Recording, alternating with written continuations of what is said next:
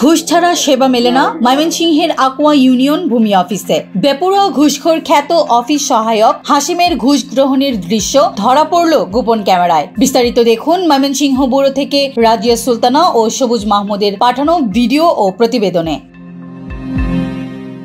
সম্প্রতি ময়মনসিংহের Aqua union ভূমি অফিসের অফিস সহায়ক হাশেম আলী কর্তৃক ঘুষ গ্রহণের একটি ভিডিও এসেছে অগ্রযাত্রার হাতে। ভিডিওতে দেখা যায় হাশেম আলী খতিয়ানের কপি ও নথিপত্র সরবরাহের নাম করে ঘুষ দাবি করছেন এবং স্পষ্টভাবে জানাচ্ছেন যে তিনি টাকা ছাড়া কোনো কাজ করতে পারবেন না।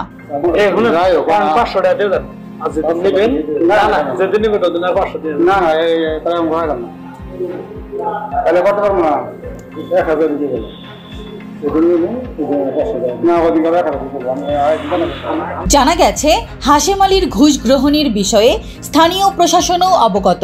এমনকি গত 1 বছর আগে ঘুষ গ্রহণের কারণে অফিস সহায়ক হাশেম আলীকে কারণ দর্শানোর নোটিশ দেন তৎকালীন সহকারী ভূমি কমিশনার মোহাম্মদ উজ্জ্বল হোসেন। কিন্তু বেপরোয়া ঘুষখোর হিসেবে খ্যাত অফিস সহায়ক হাশেম আলী সেই নোটিশ প্রাপ্তির 1 বছর পরেও কোনো জবাব দেননি। উপরন্তু অদ্যবধি আছেন বহাল তবিয়তে, এমনকি দেদারসে চালিয়ে যাচ্ছেন ঘুষ বাণিজ্য।